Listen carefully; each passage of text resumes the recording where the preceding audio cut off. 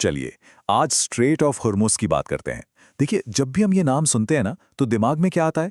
शायद तेल के बड़े-बड़े टैंकर, फौजी तनाव, यही सब है ना? लेकिन क्या हो अगर ये सिर्फ आधी कहानी हो? ये जगह सिर्फ दुनिया की एक अहम जीवन रेखा नहीं है, बल्कि एक छिपा हुआ खजाना भी है। एक ऐसी जगह जिसकी दोहरी पहचान शायद हमें हैरान कर दे। अच्छा, तो चलिए सीधे मुद्दे पर आते हैं। बस इस एक नंबर पर ध्यान दीजिए, 21%। जी हाँ, दुनिया में हर दिन जितना भी तेल इस्तेमाल होता है ना, उसका 21% हिस्सा बस इसी एक पतले से रास्ते से गुजरता है। सोचिए, ये एक तरह से पूरी दुनिया की अर्थव्यवस्था की धड़कन है। और यहीं पर इस जगह का असली विरोधाभास सामने आता है।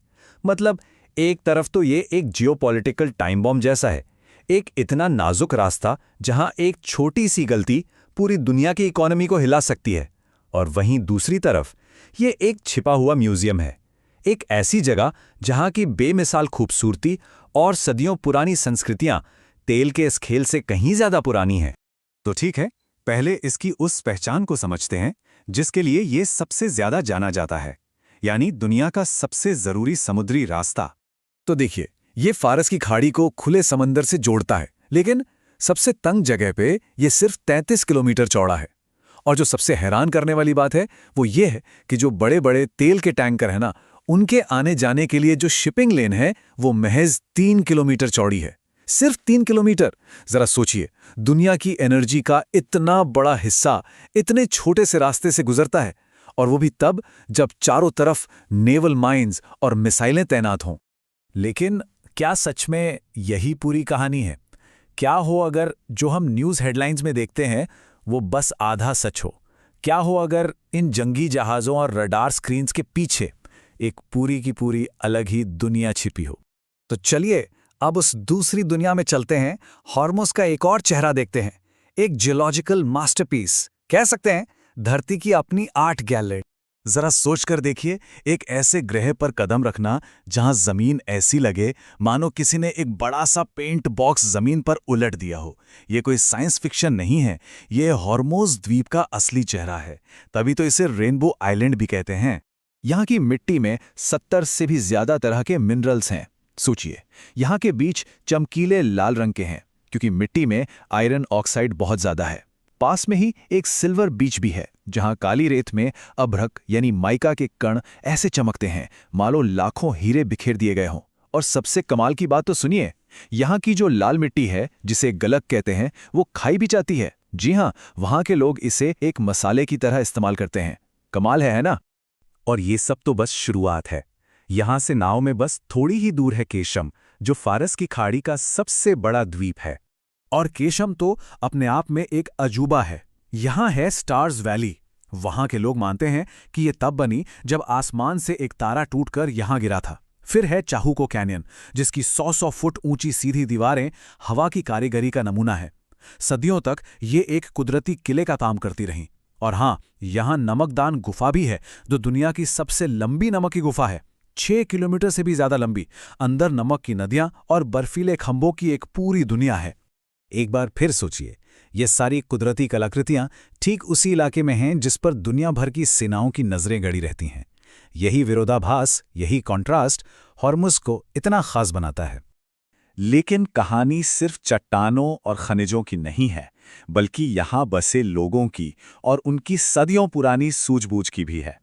केशम के शिपयार्ड्स में लेंज नाम की बड़ी बड़ी लकड़ी की नावें बनती हैं, और ये एक ऐसी कला है जिसे यूनेस्को ने भी मान्यता दी है। सबसे दिलचस्प बात, कोई ब्लूप्रिंट नहीं होता।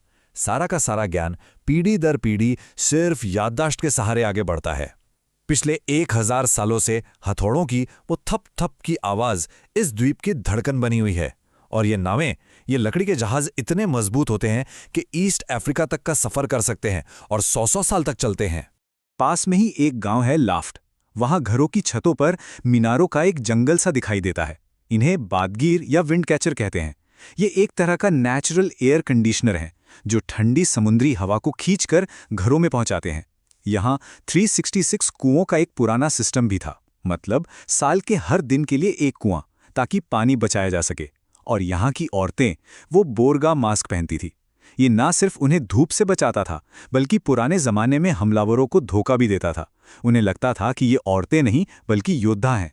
चलिए अब यहाँ से थोड़ा और उत्तर की ओर ओमान की तरफ चलते हैं। यहाँ दुनिया के सबसे अलग थलग गांव में से एक बसा है, जिसका नाम है कुमजार। इस गांव तक पहुंचने का सिर्फ एक ही रास्ता है, और वो है नाव से। कोई सड़क नहीं, कुछ नहीं, बस एक तरफ ऊंची चट्टानें और दूसरी तरफ समंदर। और इसी अकेलेपन की वजह से यहाँ एक बिल्कुल अनोखा कल्चर पनपा है। यहाँ के लोग कुमजारी नाम की एक भाषा बोलते हैं जो दुनिया में और कहीं नहीं बोली जाती। ये कम से कम 10 अलग-अलग भाषाओं का मिश्रण है। असल में ये भाषा इस जगह के इतिहास का जीता जागता सबूत है कि सदियों से यहाँ से कितने नाविक और व्यापारी गुजरे होंगे। तो आप देखिए, होर्मुज की ये दोनों कहानियां, प्राचीन और आधुनिक, यहां आकर एक दूसरे से मिल जाती हैं। और ये एक बड़ा सवाल खड़ा करती है कि आखिर इसकी असली विरासत क्या है। कुमजार के किनारे खड़े होकर समंदर पर चलते फिरते ऊंचे ऊंचे इमारतों जैसे दिखने वाले तेल के टैंकरों को गुजरते हुए देखा जा सकता है। ये एक ही फ्रेम में दो बिल्कुल अलग दुनियाओं को देखने जैसा है। ये एक ऐसी जगह है जहां सुपर पावर्स के बीच एक बहुत ऊंचे दांव वाली शतरंज की बाजी खेली जा रही है। और ये बाजी एक ऐसी जमीन पर खेली जा रही है जो देखने में किसी दूसरे ग्रह का हिस्सा लगती है। ये दिखाता है कि कैसे जियोपॉलिटिक्स और कुदरत एक ही जगह पर एक दूसरे से गुथे हुए हैं।